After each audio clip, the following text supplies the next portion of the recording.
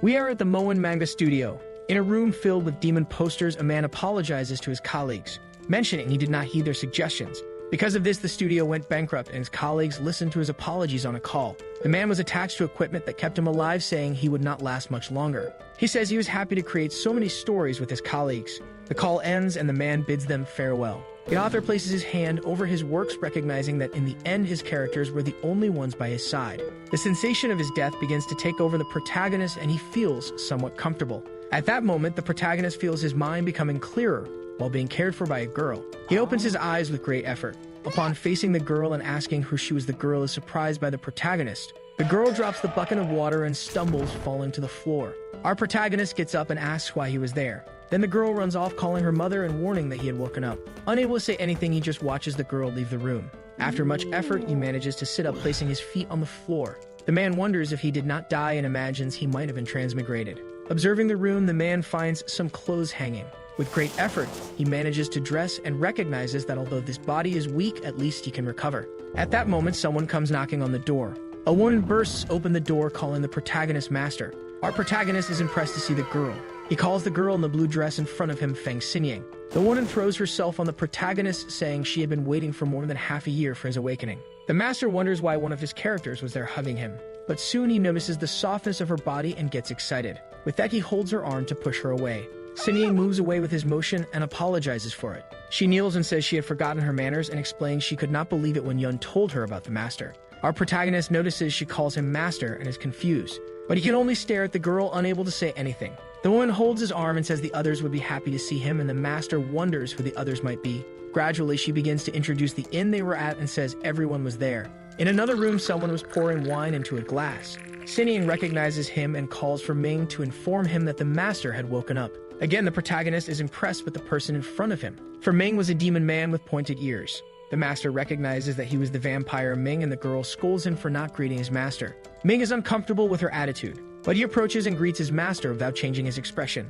The girl asks the master to ignore him because he was in a bad mood and pulls him to meet the others. At this, the master begins to recognize that they were all characters from his manga. Soon after, the dwarf Su-san and the lumberjack Fan Li come to greet him, and he notices he was not the only one to go to that world. More people appear and say they could have an early lunch that day. They were the zombie Liang Chang along with the blind Bai, and the master recognizes they were those who were with him at his death. Our protagonist recognizes that the characters he and his colleagues had created were there. All of them were known as the Demon Kings. The master remembers his past life as the cartoonist Zheng Fan who died from a disease, but he revived being sent to a world inhabited by the characters from his stories. Xingyang makes a toast to everyone celebrating the master's awakening. She mentions they would have a foundation from now on, but the master imagines it was just interpretation and asks if during the 6 months he was asleep they stayed there. Everyone is impressed with his comment. Bai responds that it was not only the master who suffered something since he was in a coma, for they all became normal people.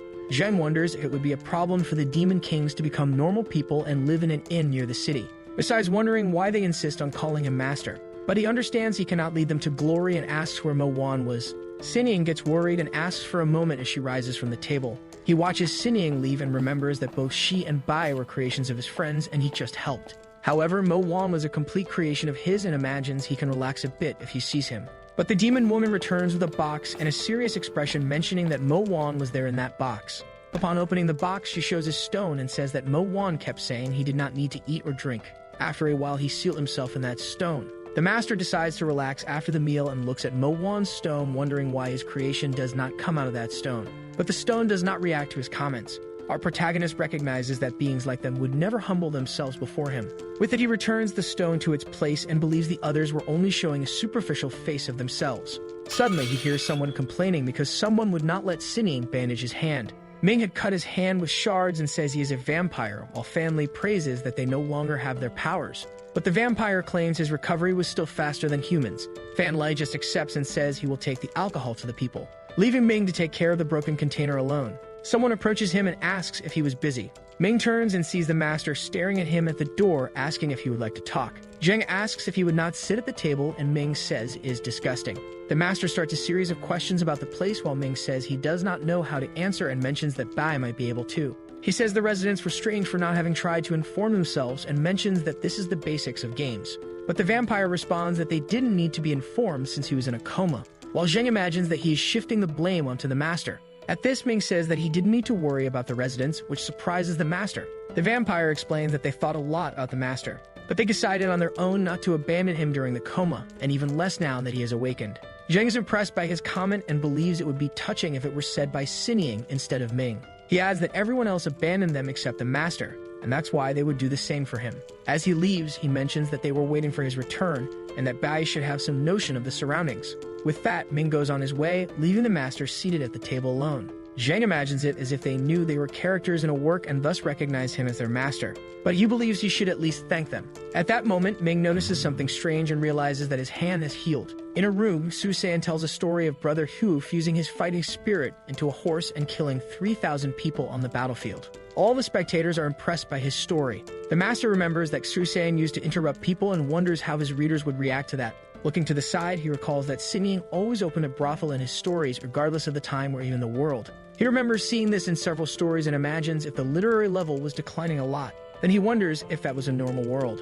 Bai mentions that there are many separatist regimes in that world, though none are really stable. He adds that everyone he met were normal people. At this, a man appears riding a blue horse with feather-like forms on its legs and face. This makes the master ask if Bai thought that was something simple for a world. But he provokes the master by reminding him that he was blind. At night, all the residents gather in front of the master. Zheng explains that Bai had talked about that world and asks if any of them could say anything more. Stinying says that it didn't matter because they just wanted to know his decision. She explains that they decided to name the inn only when he woke up. Until then, they called the inn Tongfu or Longmen in reference to the master. The protagonist imagines that even after dying, he would have to decide something like this until he decides that the second name seemed better. But his ally says he didn't even think about it, and the master says it wasn't worth it. He recalls that he liked scary things in his past life, but now he thinks it's a joke for understanding the feeling of being a creation. So he recognizes that in this world, what worries him are his characters and decides to do something that interests him more. The master returns Mo Wan's stone to its place and remembers that the game ends when one stops playing. But he believes he will have no regrets if he is the player himself. Zheng gives orders to Xu-san and Fan Lai to get more information and find a place for them. Bai mentions that the patrol captain's wife was suffering from infertility and would send a water charm to her. Then he sends Sinying to receive their guests during the night. The blind man commands Liang Cheng and Ah Ming to help Sinying, so that no one causes trouble because it was the first time for her and the master. The demon woman accepts the orders and says she will charge the guests a considerable price. Our protagonist recognizes that they really organized themselves during those 6 months despite just waiting for him. Sinying asks if the food was not to the vampire's liking. Ming says that he really didn't like the food. At nightfall, the master receives information about the progress of their missions. He asks if he could help with anything, and the vampire says he has already helped a lot, which leaves the master irritated, understanding that he would be helping by doing nothing. At this, Ming says that although the auditions are over, the value of the other festivities would be very high. A pair of people approach the inn and say that although they caused many problems, they never came to settle accounts. The master believes it would be best to give up attending to them, and the vampire mentions that it would not be that simple, because the strength of their followers was very great and Sinying had already accepted the money even though she couldn't sleep with it. Ming adds that the master can help if he wants. Liang Cheng waits in front of a staircase serving as security. When he sees the master approaching, he asks who sent him there and Zheng says it was of his own volition. He mentions that he will run after breaking a vase and wonders if everyone thinks he is dead weight. The zombie says he can do whatever he thinks is best and doesn't need to force himself to do something he doesn't want to. But he adds that the master's safety is his priority. With that, Zheng notes that he cared about his master. Meanwhile, the guest tries to approach Sinying and she tries to keep him occupied. Ming stares at his hand with a stake in it, until he pierces his hand that was cut in the morning. And with that, he licks the blood from his hands while getting excited with the sensation. Sinying adjusts her stockings and extends her feet to seduce the guest. She asks if she looked good in those clothes, which excites her guest. The man stares at her excitedly, saying he has never seen anything so beautiful in his life. Then she tries to stall a little more, saying she still had more to show, which makes him even more excited. Sinying throws herself on the bed and says she could show more if he wanted, and her guest watches her more and more excited. He says he wants, while the girl wraps her arms around his neck. Then she says she will show him everything, until she gets close to his ear and asks him to wait a bit. More and more, she changes her clothes to make the guest more excited. At that moment, the guest's security notices someone approaching and asks what they want. Liang explains that the master brought a famous city wine, and the security says he is not interested. But the zombie says they were ordered to deliver the wine, not to force them to drink it. So the security stares at the protagonist holding the wine vase. At that moment, he tells the two to enter, and Zheng thanks him. Our protagonist passes in front of the security while observing the wine vase. Meanwhile, Sinying adjusts her stockings again. The guest keeps asking her to take off her stockings, and she tries to stall, asking him not to rush while removing them slowly. 𝘾𝙪𝙡𝙪𝙧𝙚 wraps her stocking around the man's neck and pulls him close with her stocking, saying she would give him whatever he wanted. At that moment, she notices something, and the master recognizes that it was the right moment. Zhang strikes the vase on the guard's head with great force while trying to knock him down. Meanwhile, 𝘾𝙪𝙡𝙪𝙧𝙚 tightens her stocking around the man's neck and starts to strangle him. A door bursts open and Ming appears like a shadow, following a hairpin. With the hairpin in hand, the vampire strikes the guest's neck. With that, he collapses unconscious while Ming watches him. The girl asks if he was still alive while recovering from her efforts, but Ming says he took some precautions. However, the guard survived the master's attack and charges at him, drawing his sword. Zhang worries as he sees his enemy approaching him. Liang prepares to help his master and pulls a hidden weapon from his sleeve to strike him from behind. When the swordsman tries to hit the master, a blue flame starts to cover him. Our protagonist is impressed by what happens next. At that moment, the zombie gets hit by the swordsman's attack. Despite this, he manages to land a direct hit on the swordsman and presses harder to cause more damage, and ends up with both being pierced by the attacks. The swordsman recognizes that his opponent was undead. When Liang was about to complete his attack, the guard released a blue light. Zhang wonders what that light was and imagines if it was the swordsman's internal energy or his Kai. He notes that this time he found something quite valuable. His enemy stands firm, and the master imagines that he was ready to fight. At that moment, the swordsman realizes that his partner might be in danger. Upon entering the room, the swordsman opens his eyes. The purple aura appears in front of him and Ming rushes towards him. The swordsman prepares to face the vampire. Our protagonist already foresees the danger and tries to warn Ming about the swordsman's direct strike. Ming ends up being pierced and pushed back by his attack. The swordsman demands they reveal who sent them to attack, questioning who they are. But this excites Ming even more, who starts to laugh insanely. Zhang watches the scene and notices that Ming is becoming increasingly insane. The vampire opens his mouth and his fangs appear. With that, he bites the swordsman's neck forcefully, causing the swordsman to scream loudly while trying to keep his sword steady, until the swordsman finally loses consciousness. Ming releases his victim and lets him fall to the ground while blood drips from the bite. The swordsman falls to the ground, hitting his head hard while Ming displays a strong blue aura. He recognizes that sensation and becomes even more excited. With that, a pair of huge wings appear on his back while his body emits intense energy. 𝘾𝙪𝙧𝙧𝙧 and Liang get excited about their partner's powers returning, while the master is impressed. With that, they believe they might recover their powers too. The partner comments on how convenient vampire bodies are for being able to recover. She starts to question Ming about the return of his powers and if he knows how he recovered. Ming explains that it was because of the master's awakening, which excites 𝘾𝙪𝙧𝙧𝙧, who looks at the master with a hungry gaze. Because this makes her believe she could recover her powers too, and Zhang watches her worried, wondering what she wants to do. But she changes the subject, saying she would take him to a place to rest. She asks him to leave the rest of them while looking at him more gently. Liang questions if Ming would recover better sleeping in a coffin, and he says that life needs a sense of ritual. The zombie responds that he prefers to sleep in his bed. Ming says that he rarely slept in a coffin before and only started doing it because he thought he was becoming human. Liang says that he was no longer a normal person. A voice emerges asking if they almost had an accident. Bai was observing them and says he was mistaken. Ming responds that it was his mistake, though it doesn't matter, because he believes that only this kind of world could bring them some pleasure. The blind demon acknowledges that the initial vision of the world was a success and says he will interrogate the guest. But Ming says to let Zhang interrogate him, which impresses his partners with his request. Bai believes that the master wouldn't do that and that when the master needs to, he will ask him for help. The vampire reminds that procedures must be followed, and Bai questions if that was the reason Ming recovered his powers. His blind partner says that despite agreeing to act discreetly, he secretly worked on this while leaving the room. Liang starts to question and provoke Ming while they both agree that they cannot abandon the master. Ming believes that his distinguishing feature is having told the master that he wouldn't abandon him, and perhaps his recovery has to do with the master. Since they arrived in that world, they accepted him as the master, and his awakening started a relationship that depends on his trust. With that, Liang and Ming continue discussing the master until Ming asks to close the coffin, and Liang leaves. Zhang is in the bath, remembering that he didn't feel guilty about the guard's death, and Bai asks him to interrogate his guest. But the master prefers that he does it and then just tells him the results. The blind man accepts the request, and Susan says he could break a few of his teeth if the master wants. Our protagonist imagines that regardless of their actions, that was what he considered right. Or maybe that would just be part of his nature. After 3 hours relaxing without any news, the master gets out of his bath and realizes he fell asleep. At that moment, Liang appears behind him, and Zhang is startled by his ally. Upon recovering, the master asks if the interrogation is over, and Liang says it is not. The two talk, and the master asks what he wanted. The zombie just stares at him without any response, making Zhang sigh.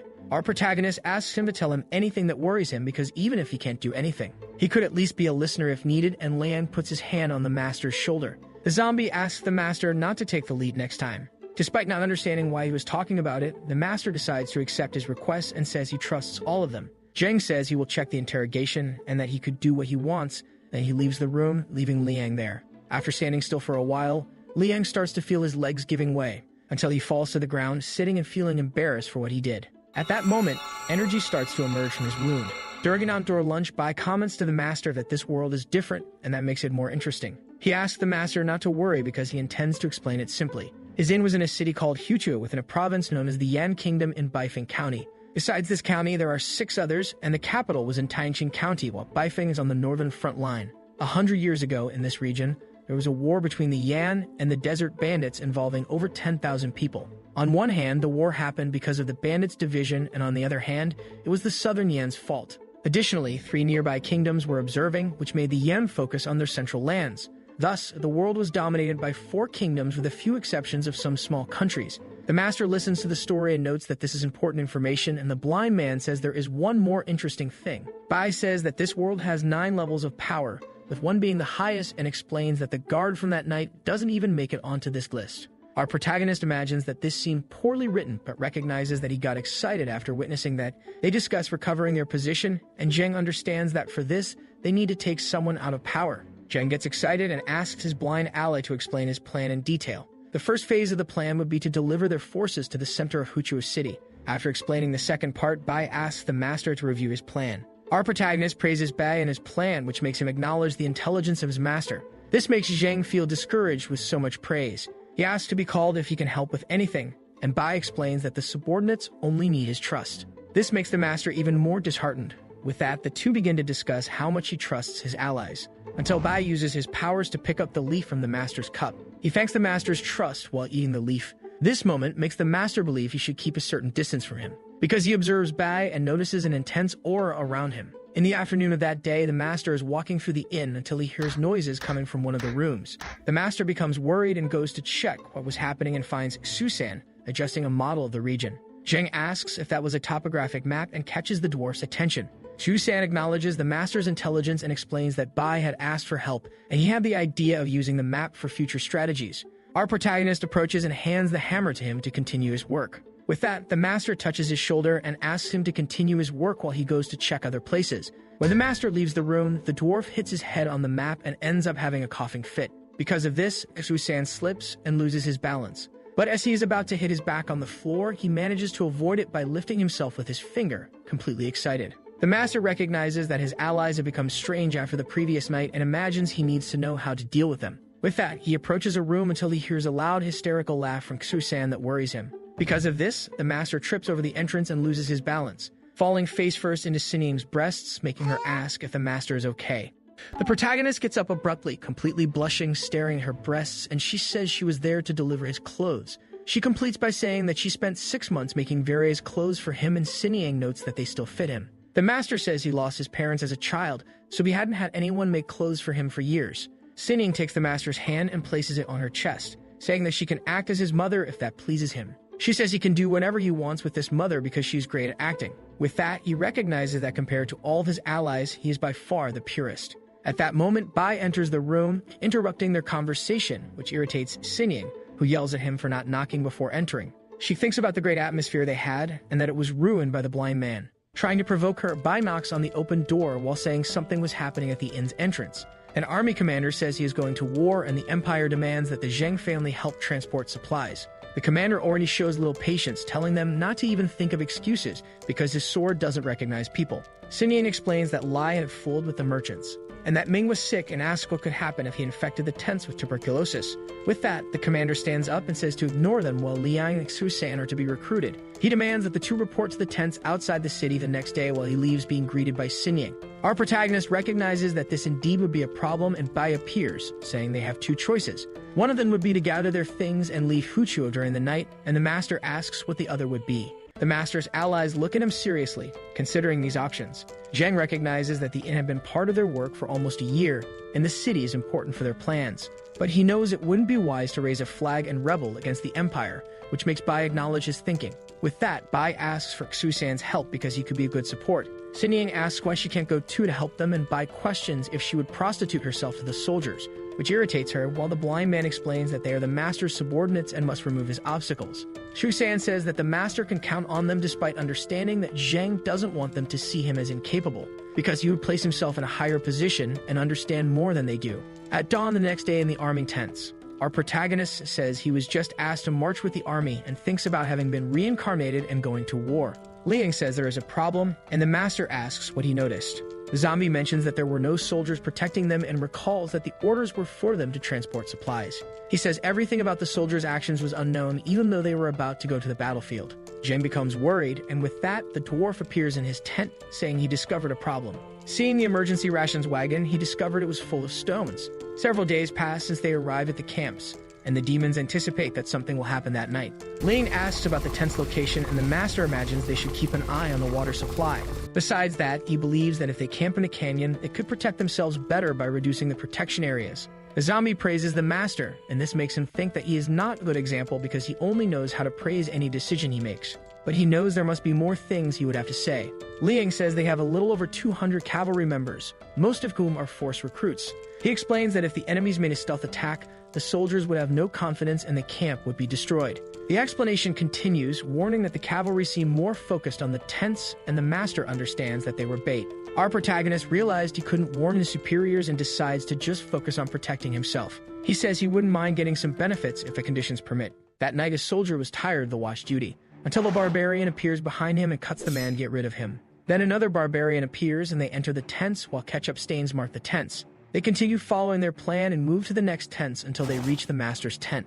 Liang grabs the barbarian's neck and gets rid of his aggressor. His shout draws the attention of the other nearby barbarians, and Susan catches them off guard, taking them out as well. With that, Liang gets rid of his attacker's body while the master observes his allies and orders them to cut off their heads. At that moment, an energy charge arrow flies over the camp, and an army of barbarians appears, riding in for the attack while they remember that Bai explained who they were. Zhang explains that these barbarians have been rivals of the Yan kingdom for hundreds of years and were not the type to yield. As they arrive at the camp, the barbarians begin a massacre while the master's group hides to protect themselves. He recognizes that they were just bait and that the army should soon arrive to help. Susan asks why they don't take advantage of the chaos to escape, and the master remembers that killing the barbarians could earn them merits. With that, the dwarf acknowledges that his master can be quite sinister. One of the barbarians finds the master's group hiding and charges at them, making Liang prepare to fight. The dwarf positions himself in front of the master along with the zombie, which provokes the barbarian. In a few seconds, he is defeated by Susan in a quick move while the horse keeps running towards the zombie. At that moment, Liang awakens a power that evokes several energy hands and lands a direct punch on the horse's jaw. With that, the horse is abruptly knocked down and the zombie throws the barbarian to the ground. Liang calls his master, who simply decapitates the barbarian with a sword strike. With that, he dirties his face with blood, which he wipes off, and upon tasting it, he says it is slightly sweet. The blood-stained sword falls to the ground, and the master steps back, realizing what he just did. But he believes the sensation is not so bad after all. Susan offers a drink to the master, saying that getting used to killing for the first time is difficult despite being enjoyable over time. The master takes the water canteen and splashes it on his face while imagining that a wolf would never accept his sheep as a leader. If he cannot change the relationship, then let them believe he has everything under control. With this thought, the master retrieves his sword and manages to recover. The barbarian attack continues until a group appears in the distance. Finally, the kingdom's army was approaching to get rid of their enemies. At that moment, a fierce battle begins between the Yan soldiers and the barbarians. The battle intensifies while the group observes the soldiers' movements. Zhu Sang gets irritated with the commander's attitude, while Lian acknowledges that it would be difficult to get cavalry soldiers. A spear approaches the group, and the two notice the incoming attack, managing to save the master's life. The group faces the direction of the spear and sees a barbarian observing them. Lian draws his sword and charges at his enemy, jumping to try to decapitate the barbarian. But he intensifies his aura and defends Liang's attack with such effort that it causes an energy collision. Our protagonist orders Susan to help his partner while noting his enemy's focus. The zombie retreats after the attack and realizes that his sword was nearly cut by the heat of the aura. With that, the barbarian gets excited seeing the state of his enemy's weapon and charges at Liang. But the zombie dodges the barbarian's blow and says that is not a problem because he never knew how to use a sword. His enemy takes advantage of the swing and hits the zombie with the tips of his shoulder pad, until he notices that Liang withstood the attack and barely moved. Liang takes advantage of the proximity and lands a direct attack on his enemy's chest. He mentions that he prefers to use his claws to fight while his mask opens its mouth, exhaling energy. An arrow is fired and hits his wrist, distracting Liang to see who his new enemy is. With that, the barbarian takes the opportunity and kicks his chest. throwing him against the hay cart. The barbarian archer warns his ally, saying there was something wrong with Liang, explaining that despite his arrow skills being able to penetrate an unarmored soldier's arm, he barely hit him. At that moment, the dwarf appears behind him, saying he should worry more about himself. 𝘾𝙪𝙧𝙪𝙧 strikes his daggers into the archer's back and in a quick motion pulls him to the ground to finish his enemy. The barbarian swordsman despairs at his partner's death and grabs Liang by the neck to lift him. He raises his sword and threatens to kill the unconscious zombie, but then the master quickly approaches to save his partner. The barbarian notices the master's movement and throws Liang away to try to hit him. Suddenly, the barbarian coughs up blood and imagines he must have been poisoned at some point. Soon he remembers Liang's claw attack and believes it was then that he was poisoned. Zheng takes advantage of the moment and kills the other barbarian before driving his sword into the ground. The master tries to stay on his feet after this move and leans on the sword. Liang approaches him, extending his hand to offer help. Zheng accepts his help and stands up with great effort. At that moment, Liang remembers a conversation where he heard Bai saying he didn't see the master as someone strong,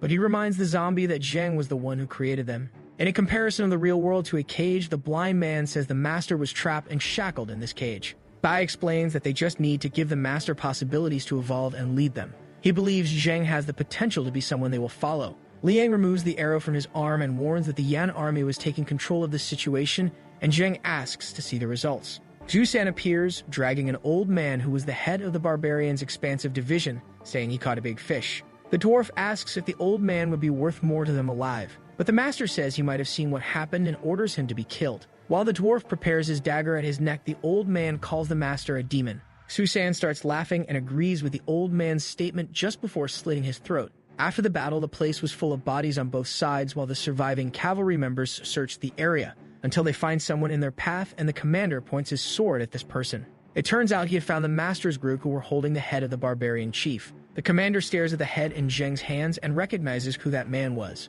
He knew the Central Army was after that man and acknowledges their luck for getting such a great merit. But he does not intend to give them this victory and charges at the trio. 𝘾𝙪𝙧𝙪 notices that their goal was to steal the trio's merits, and the master prepares for combat. With a smile on his face, the commander proceeds until a blaze-shaped beam of light crosses the battlefield. This beam of light hits the commander fully and cuts him in half. The attack was launched by the 7th Elder Escort on the orders of the Marquis of Zhenbei Li Quan. At that moment, the young Marquis points to the trio and orders them to clean themselves and come to her tent. In the tents, they wonder if they would have something to resolve with the general while mocking her for being a woman posing as a man. 𝘾𝙪𝙧𝙪 mentions that a woman's status is not so low, and this could be useful to them as she would be a good partner for the master. But Liang says she is not good enough for him, which makes the dwarf complain about his partner's comment. Liang mentions that beside them, the master can marry the best woman in the world and asks if he has not noticed something. This makes the dwarf understand the connection between the recovery of their powers and their master. His partner remembers that before the master awakened, they were ordinary people, and that currently even the master is evolving. With that, the dwarf remembers that he told the master the general was a woman but forgot to mention something. He had remembered telling the master not to expect a girl to let him in as he would have a beautiful view. But Liang mentions that if he did, that the general would call her soldiers and they would kill the master, and 𝘾𝙪𝙧𝙪 gets disheartened hearing this. Meanwhile, Zheng approaches the general's tent. Upon entering the tent, he kneels to greet the general. Li Quan says they were of great help to them and allows them to choose between two rewards. The first would be to become her personal servant and member of her family, while the other would be to become an officer in the 𝘾𝙪𝙧𝙪 area. But staring at Zheng, she says she will take him into the Li family, and before she finishes her sentence, the master chooses the second option. With that, the general gets irritated by the answer and asks if he was belittling her family. Zheng says that 𝘾𝙪𝙧𝙪 was his home, while he imagines it would not be worth it to be taken as the general's servant. For a moment, he remembers Ming's attitude while wondering if any of them would be vegetarians. Meanwhile, the vampire was finishing his mission getting rid of the enemies. He hears that after the hyena gang is done, they would go after the Trinity Union and questions why they were starting the plan without the master. Bai explains that the master should return at any moment, and they were just taking precautions by taking the initiative. Ming removes the weapons embedded in his body and asks about the other gang, saying he does not remember them on the list. His blind partner mentions that he had left that to Sining to handle, and at that moment they begin to hear screams from the inn. The leader of the cart gang was trapped in several wires that begin to strangle him and hang him in the air. He tries to fight the trap and asks what she had done to them while Sining watches the scene of her target. She begins to savor the water from the teapot while observing them and wonders if the master has already finished his fight. Meanwhile, the master's partners say they can reach Huchu in a day and that he does not need to worry about the inn. The group is in the middle of the desert making an outdoor fire. 𝘾𝙪𝙧𝙪 says he is worried about his friend Lai and wonders if he managed to eat enough.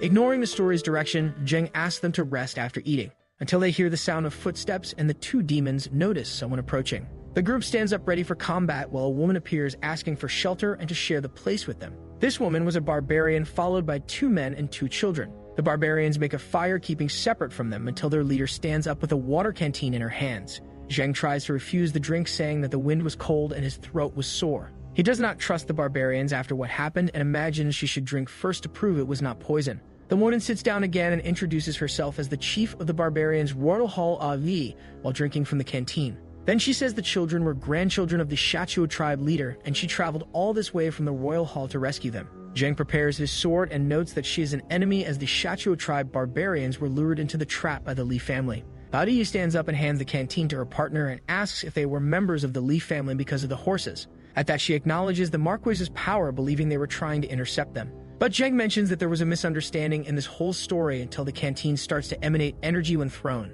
Soon the barbarians next to the leader begin to suffer the effects of the poison, while she uses a curse to manipulate the corpses. With that, the dead barbarians rise, emanating her energy, and stare at the group with a ravenous look and pointed teeth. Zheng mentions that he knew something was wrong with her while the trio prepares to face them. But at that moment, the master decides to provoke Liang by saying that they were his relatives and asks if he is not going to say hello. The zombie barbarians charge at the trio to kill them, and Liang removes his mask and shows his teeth. He launches a roar filled with energy at them, and his energy starts to affect the leader's control. Ai recognizes that Liang broke her control and wonders how he managed it. The leader decides to check Liang's story and activates the barbarian Ai's curse. With this, she notices something wrong in Liang as she sees a powerful and intense aura. He was not controlling the barbarian corpses, as they only submitted to the demon's wishes. Liang uses his roar and manages to control the barbarian corpses and makes them attack their leader. Ai dodges the attack from the first barbarian, while the second she counters with a punch and knocks him down. Foreseeing greater dangers, she hugs the children, who wake up as Susan appears behind her. When he intends to strike his daggers against the leader, she uses her ability again. In a quick move, she expels the dwarf away from them while raising her cloak to protect them.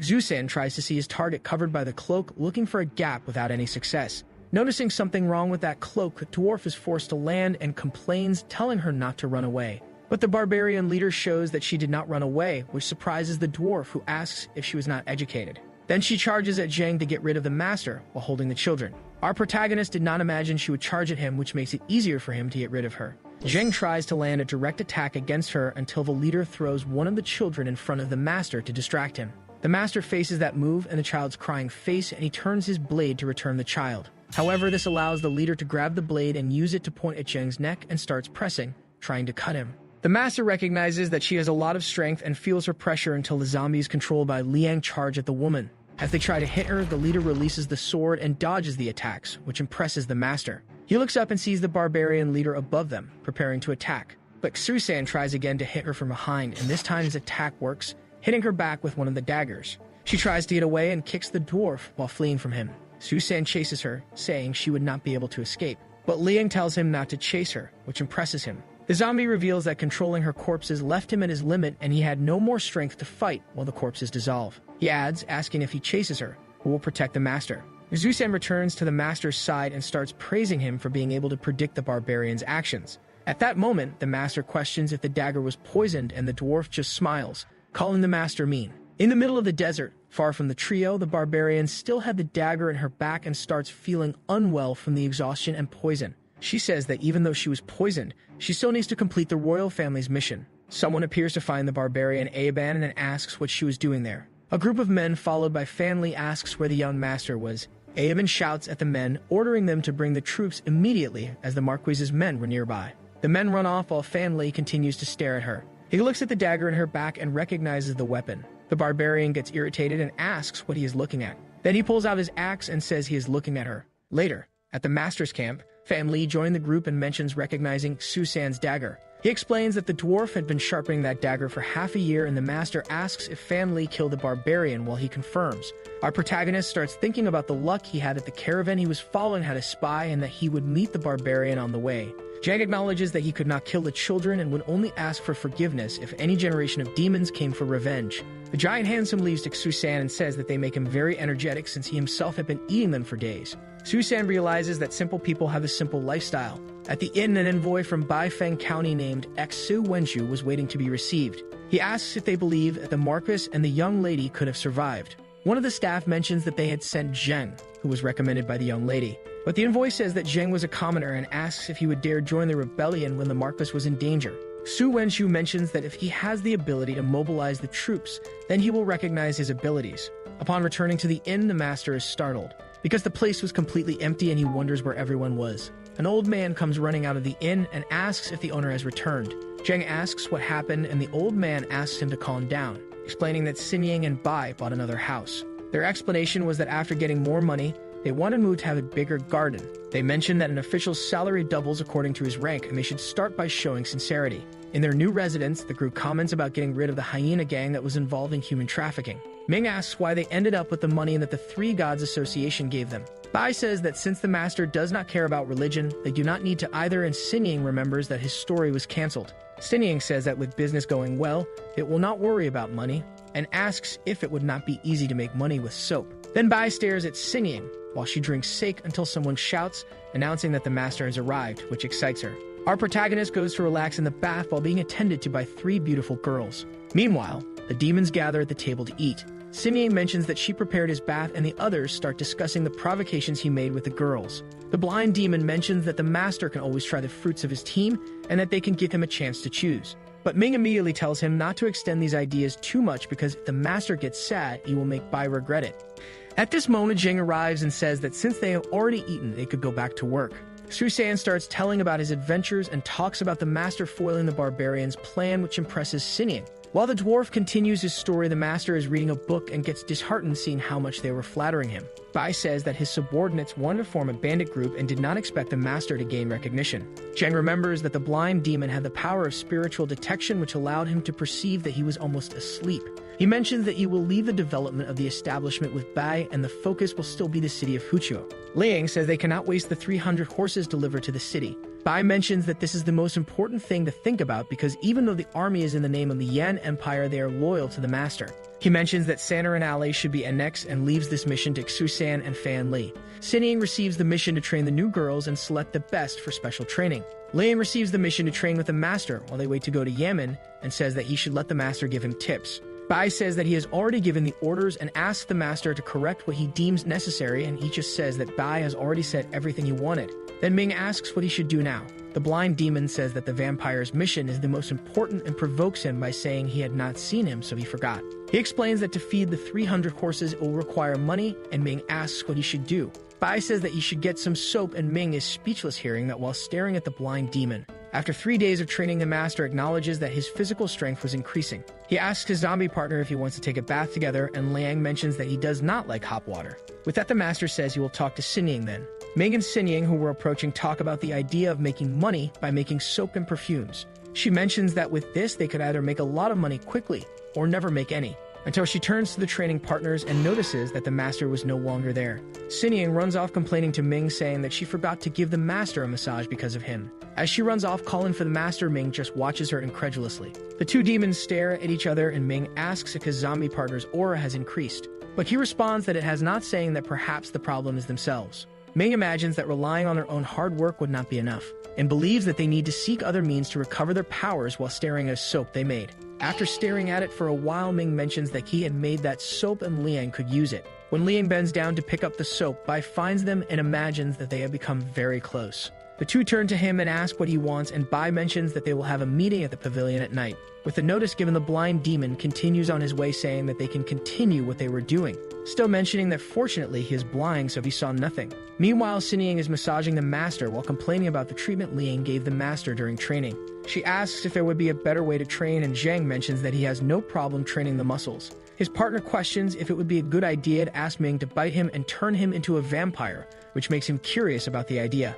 At the start of the meeting, they mention that the topic is cultivation and ask Liang to comment on the master's cultivation in the past few days. He starts the explanation saying that although the master does not possess combat skills, he has a lot of strength, even considering that it has been less than a month since his awakening, which could hinder his recovery.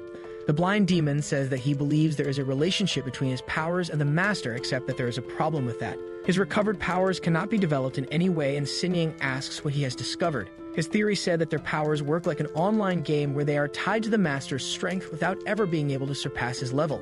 Liang imagines that in this theory, the master would be level 1. Ming understands that the master's strength depends on himself, while the demons have their powers limited by the master. Bai confirms the explanations of the 2 partners. but Fan Li wonders if he had cut the master would the limitation have been removed. His comment makes all the demons curious and worried. Liang mentions that they are normal people at the moment and decided to let the master decide his actions, and they would just protect him.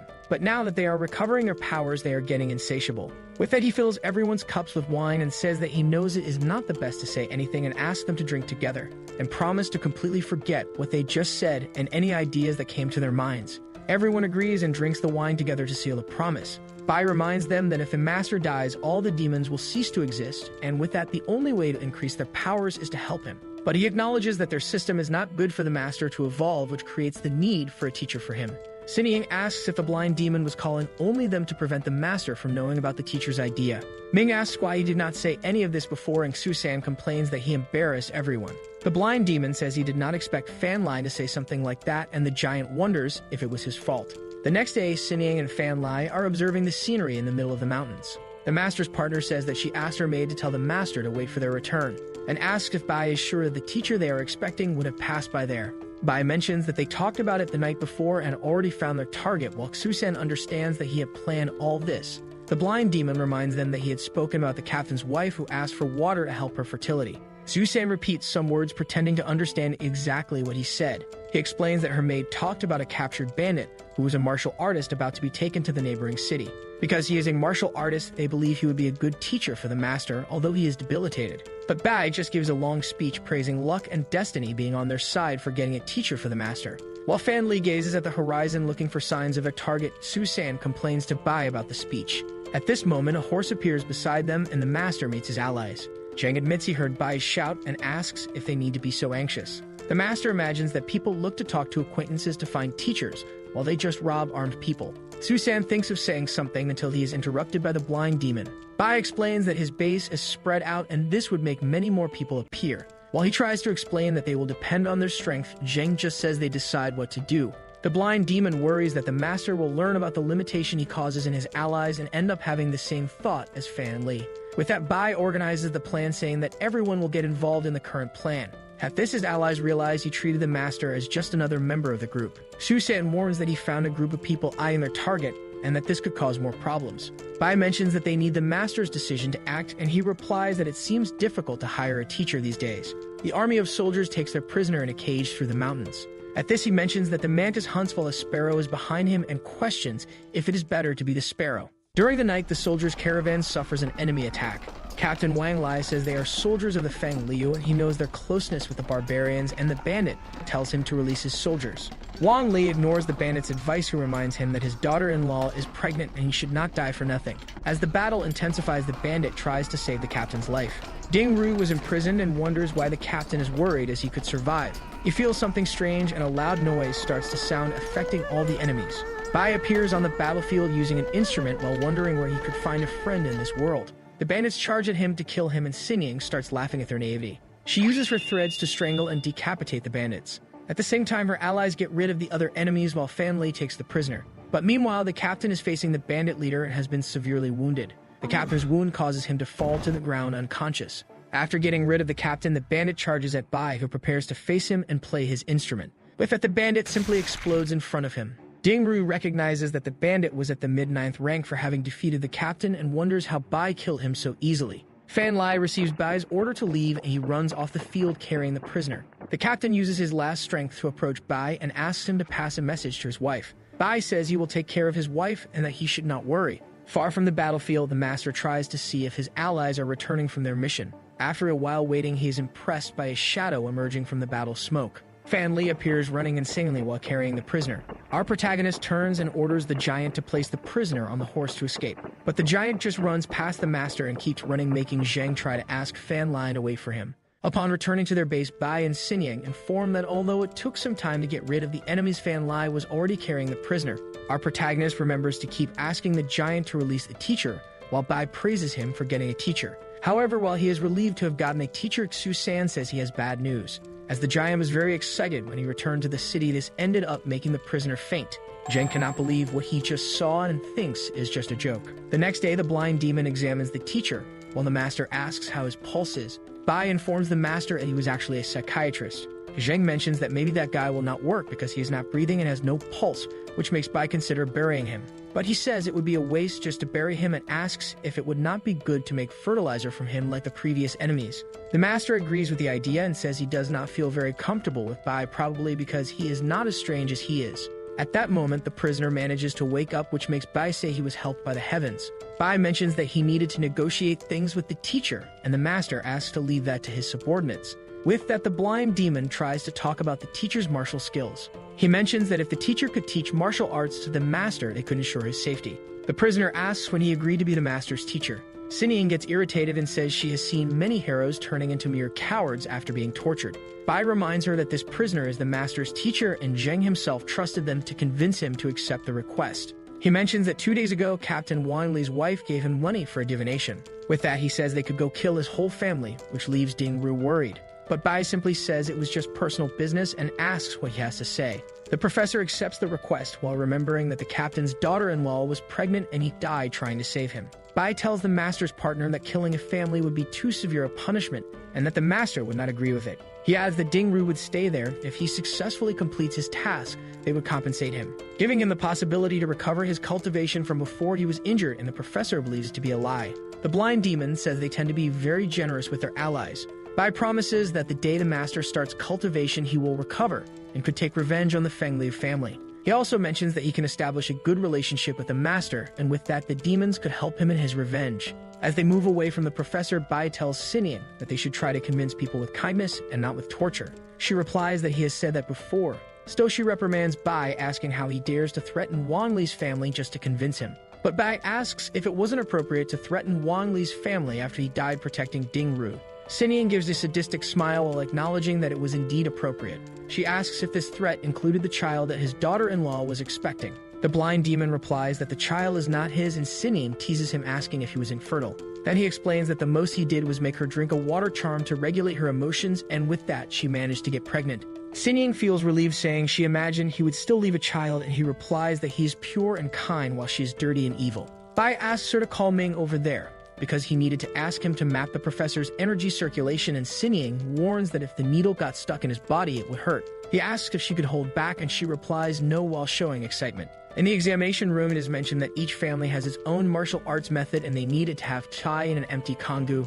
𝘾𝙪𝙯 disperses kongu over Ming's body, and then she begins to mark lines with her needle. Bai explains that after getting kai in the kongu, it would divide into 5 directions. The directions would be the limbs and the head, and Ming anticipates that if 𝘾𝙪𝙯 is not careful, he will die. Ding-Ru worries about Ming, asking if they could just make a drawing, and Bai says it would not be a good enough reference. Bai explains how the process works by instructing to concentrate the body's kai to accelerate. After a few cycles, the body's functions will accelerate and make the kongu shine. The professor explains that if it shines, he will have the power of a small army leader, and that it took him 10 years to reach the 9th rank. With that, Bai orders him to follow the map route in his body, while Ming remembers that he's a vampire and doesn't know what he was talking about. Bai explains that even without understanding, Ming still knows how to control the blood, and he just needs to accelerate circulation to create K. Ming admits that he couldn't disagree with him and accepts the idea. Ding-Ru tries to warn that he cannot rush and must go slowly because the risks are high. But Ming ignores his warning and starts to charge his energy. The professor is impressed with Ming's power because he was at the mid-9th rank of Kai. 𝘾𝙪𝙯𝙯 is next in line and evokes a pink energy, which she ends up liking despite Ming teasing her by calling her a young girl. She complains to him, saying she is much better than his red. Bai asks Ming not to dress yet because he wanted to test something, and the vampire asks what difference it makes if he wouldn't be able to see him. He replies that life needs a sense of ceremony. After touching Ming's belly, the vampire Bai evokes a bluish energy and says he liked the exclusive color of the old yinbi. The other demons arrive in the room and see the professor's circulation system, and Bai says they can test it too. Liang shows a purple Kai, and Ming argues with 𝘾𝙪𝙯𝙯 mentioning the soap scene. Tussan reveals a green hue and is disappointed, hoping to change the color. The master's partner teases him, saying it is a natural color that will help him stay hidden. At that moment, they hear a loud scream. Fan Lai activates his golden key, while the dwarf tells him not to overdo it. Bai says that for now they are stuck at the mid-9th rank, and although it is not difficult for them, they still cannot push themselves, because they still have an invisible barrier that prevents them from evolving further, and they know what they must do next. The mission now is to do whatever it takes to help the master evolve. The next day in the afternoon, they explain to the master how they pass on the martial arts lineage, but he asks what he should have learned. He remembers that the most he heard were theories and saw several lines on Ming's body, and he asks how much they overestimate him. Zheng still stares at the professor, imagining that he is just a normal person. Bai asks the professor if there is not an external stimulant to help the master have a direction to follow. 𝘾𝙪𝙡𝙩𝙪𝙧𝙚 mentions that many cannot feel the 𝘾𝙪𝙡 and use 𝘾𝙪 powder to stimulate the evil 𝘾𝙪, which affects the human body. With that, Bai orders Liang to use his evil 𝘾𝙪 to stimulate the master's meridians, and he mentions that it might hurt a bit. Liang uses his 𝘾𝙪 concentrated in one finger to stimulate Zheng. Zheng acknowledges that he feels sore and numb as his body starts to have his nerves bulge. At that moment, the master feels his energy rising until he starts foaming at the mouth from the effort. The demons worry about this and tell Liang to stop. Ming asks if he ended up poisoning the master, and Liang says he knows he couldn't let the corpse poison enter his body. Sinying tries to lift the master while calling out to him without success. She gets angry with Liang and says that Bai ordered him to stimulate him with the evil 𝘾 and not almost cause Alzheimer's to him. Liang says that this would not be possible, and he did not inject so much evil 𝘾 into the master, and his current strength would not be that terrible. The professor imagines that the master's body had very dense 𝘾, which acted as fuel being incinerated by evil 𝘾. Bai believes that then the master's body has a good aptitude for practicing martial arts. With that, they believe it was not a waste of aptitude, and that the master could indeed be very powerful. Our protagonist goes back to resting while Bai watches him. When he starts to wake up, Bai asks if he could feel 𝘾, and he replies that he felt the 𝘾 thick and swollen. 𝘾𝙪𝙡𝙪𝙧𝙚 explains that initially the user would only feel the blood as a thread, so him feeling the circulation thick and swollen is a good thing. Bai thinks about praising the master until the demons appear and congratulate him on his extraordinary talent. Everyone is happy not letting Bai praise the master before them, but Zheng asks them to speak more quietly. During the night, Bai asks why Xu-san went to see the professor. The dwarf says he went to ask for food that would increase abilities because he believes they might help the master evolve. Bai warns that the consequences of this might be to trap the master at this level, which would also trap them. He also warns that it's better not to try giving drugs to the master, and Xu-san says it was just an emergency plan. At this, the blind one acknowledges that they were trying too hard, even though he is not sure when Mo-wan might awaken. Xu-san asks what that has to do with Mo-wan. Bai explains that if they keep pushing the master too much, he might end up isolating himself with Mo-wan. But the dwarf says he recognizes that he is very intelligent but doesn't know much about Mo-wan's personality and habits. He asks if Bai knows why Mo-wan didn't remove his own seal, which piques the blind one's curiosity. Xu-san's theory is that if Mo-wan awakens, the first thing he would do is kill the master. Then he would question if he deserved to be his father. Meanwhile, Zheng is resting in an outdoor bath next to Sinying. She says the best grapes are the small ones with a creamy flavor, while Zheng tells her not to say perverted things in the middle of the night. His partner asks if he felt pressured, and he says that although he doesn't feel good with the evil 𝘾, he doesn't feel pressured. Sinying asks if he would like a massage, and he says he will get wet and then rest for the next day's training. With that, she moves away while remembering that the master was a solitary and sensitive author of manhwas, and that hasn't changed. She notes that they might seem very oppressive to the master and wonders if she should tell him. Zheng notes how much he struggled to improve his skills and finds it strange that he is their respected master. At this moment, Mo-wan's stone appears in the water, and the master stares at the stone with a light sigh. As Zheng gets out of the water, he calls Mo-wan's son and says that the father misses him. At that, the stone starts to shine and emanate an increasingly strong and intense energy. Bai, who was writing something in his room, feels the presence of this energy. He recognizes that this energy belonged to Mo-wan.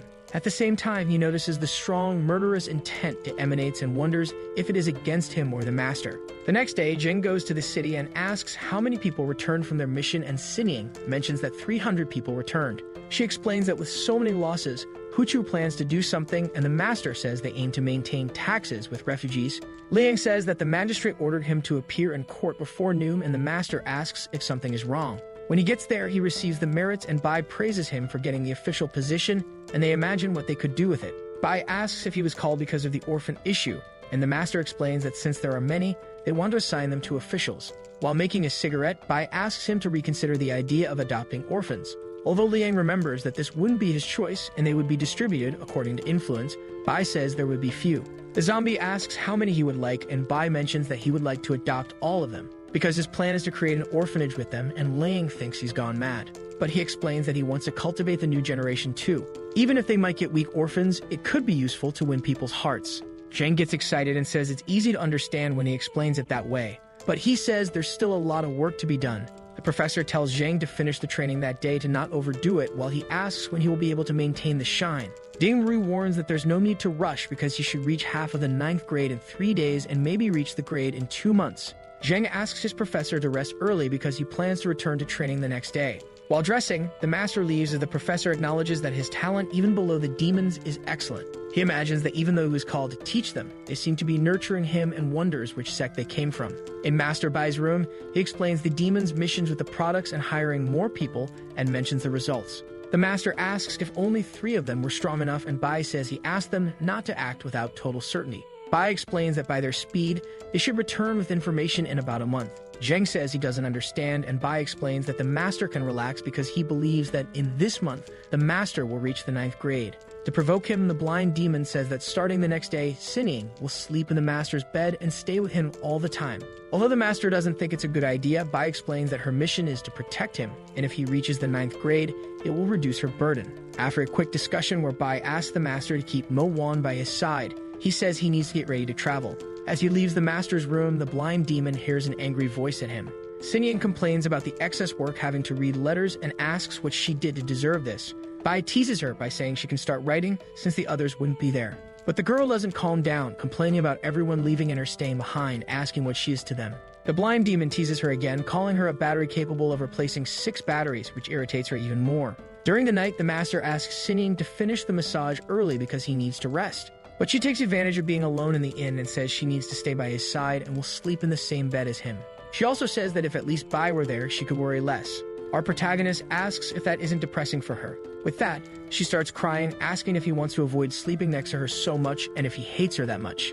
The master feels bad about it and says they can sleep together because he doesn't mind. Sinying gets excited and says she will get some clothes for the master to choose which he prefers she wear. Jack acknowledges that he is not made of stone, and the massages have excited him a lot, and the training leaves him with even more stamina. At that moment, Mo Wan's stone falls in front of the master, who feels strong headaches and faints. His partner returns with her black nightgown and imagines that Mo Wan might end up calling her mother when he wakes up. But at that moment, her clothes start to turn into paper, which worries her. The paper is charged with 𝘾𝙪𝙡𝙪𝙧𝙚 surround Sinying until they explode in front of her. Amidst this explosion, a huge hand appears and traps Sinying. This energy was emanated by Mo Wan's stone that was awakening. Sinying recognizes her sealed partner while he asks what she wanted him to call her. Our video ends here. Leave your like and subscribe to the channel. See you next time.